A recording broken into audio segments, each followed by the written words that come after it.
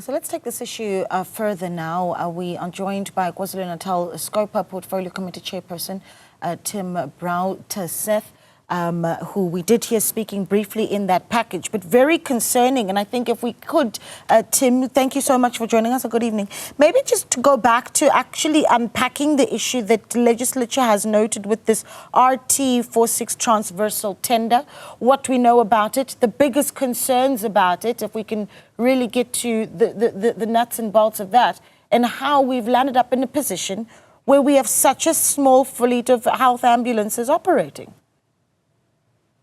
Yeah, well, first of all, good evening, Naledi, and good evening to your viewers, and thank you for the opportunity. So, Naledi, I first became aware this matter has been going on for some time, but when I came face to face with it was in a recent trip up to a small town by the name of Ingwavuma, which is up in northern Natal, right near the Swazi border.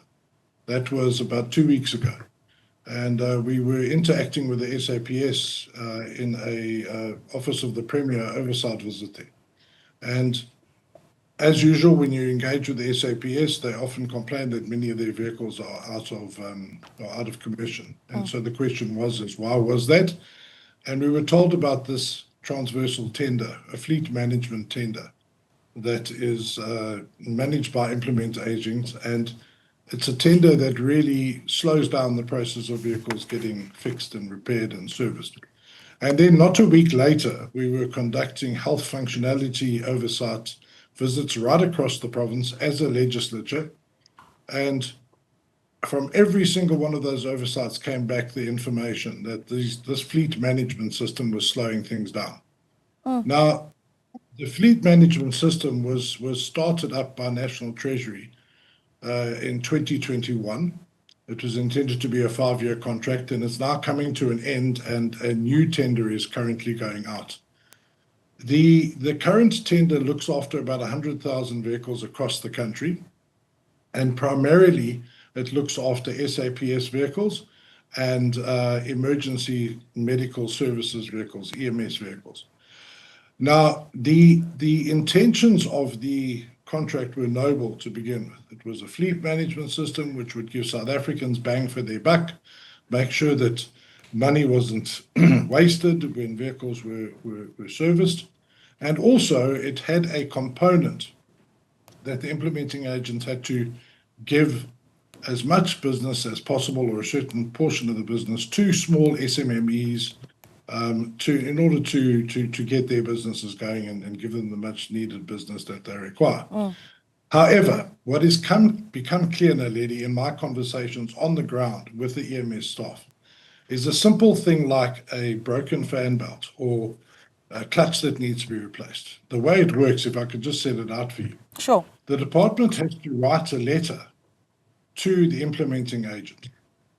Okay, that can take a couple of weeks to action. Then an assessor has to come out to look at the vehicle itself. That could take another week or so. Then the assessor's report has to be waited for, perhaps another 2 weeks. Then an acceptance letter gets sent to the department saying, are you happy with these costs? They then need to respond. Then only can a service provider, in other words, a merchant in terms of this contract, be an SMME or a large workshop or whatever the case may be, but a merchant, in other words, the actual service provider who's going to do the fixing, then gets appointed. Then you could have a situation where there is a backlog in that workshop. Maybe there are 10 vehicles that need to be repaired, so this vehicle has to wait. So you could have something as simple as a fan belt or a clutch that could be fixed on your car and my car within 3 or 4 days, maybe even within hours, taking 3 months, 6 months, maybe a year. And then the knock-on effect of all of that is there's no police van to come out to you when you're in a time of need. When you're suffering a heart attack or somebody close to you, there's nobody who can get to your house quickly enough in an ambulance, because the facts are there. The Minister of Health in May this year said that in KZN there are 480 state ambulances. 240 of them are on the road. That's 50%. That's in May. We believe it's dropped down to 37%, but we're still confirming that. Yeah. And even the minister said that not only is this a life or death situation, the state is also opening itself up to medico-legal claims as a result of vehicles not getting there on time, whatever the complications there are. Yeah. So as a result of all of this, in my position as chair of Scopa, and I must say this, I know that your insert spoke about the Democratic Alliance, and of course we're in the forefront of this, but this is a bipartisan effort. My entire Scopa committee has concurred with me, right across all party political lines, that this is a serious problem.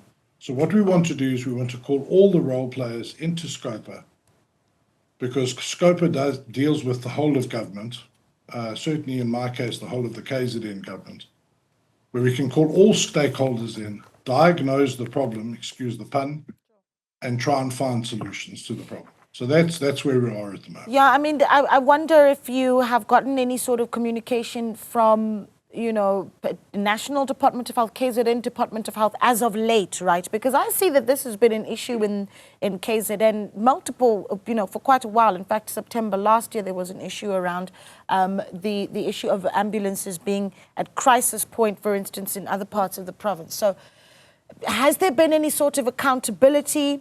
A month ago, KZN department saying that they're partnering with private ambulance services to deal with the shortage. Is there accountability? Our own team not yet able to get a view from the department?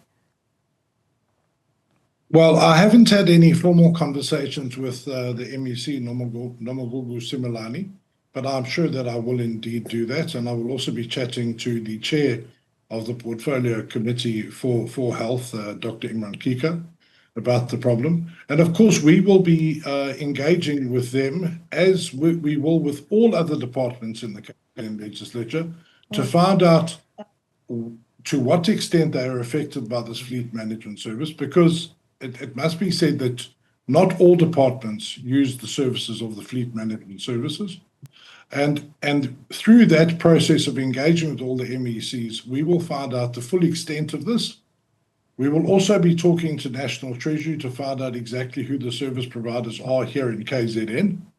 And then once we have all that data, and the kind of data I'm looking for is, who are the implementing agents? How many inspectors do they have? Because if there's a shortage of inspectors, naturally that means it slows down the process of checking vehicles out. How many vehicles are on the road? How many vehicles are non-functional? How much money is being paid by the departments to the service provider? And we'll collate all that data, and then Scopa is due to hold hearings in mid-October to mid-November, and that is when we will be calling all these parties together to try and work out where the problem is. We've got to find these bottlenecks. We have to streamline the process. Yeah. It's just crazy that a paper system involving humans, and it's simply this: a piece of paper needs to be signed, this needs to be handed, an email needs to be sent, and that is delaying the functionality of an ambulance, which could cost a life. And it's crazy. How do you tell the parents of a child that has died that their child died because somebody didn't complete the paperwork in time? That's just got to be so wrong from a human point of view. And so from a bipartisan point of view, Scopa is going to be getting stuck into this and trying to see where we can make the necessary interventions to make the system work.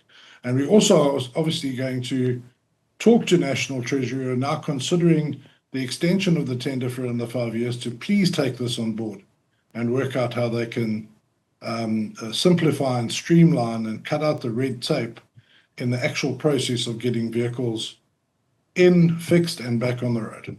Yeah, you talk about medical legal claims, and you talk about someone were to lose their life, but in the package that we just played there with our reporter, of course, we hear a community member saying sometimes you call an ambulance, and it arrives after family members have made means to get the ill person to the hospital on their own. So we'll be watching closely, Tim, for your efforts to get accountability and to follow up on the contracts that are in place as we look at this. Thank you so much for your time. We really do appreciate it, and we hope to get an update as well.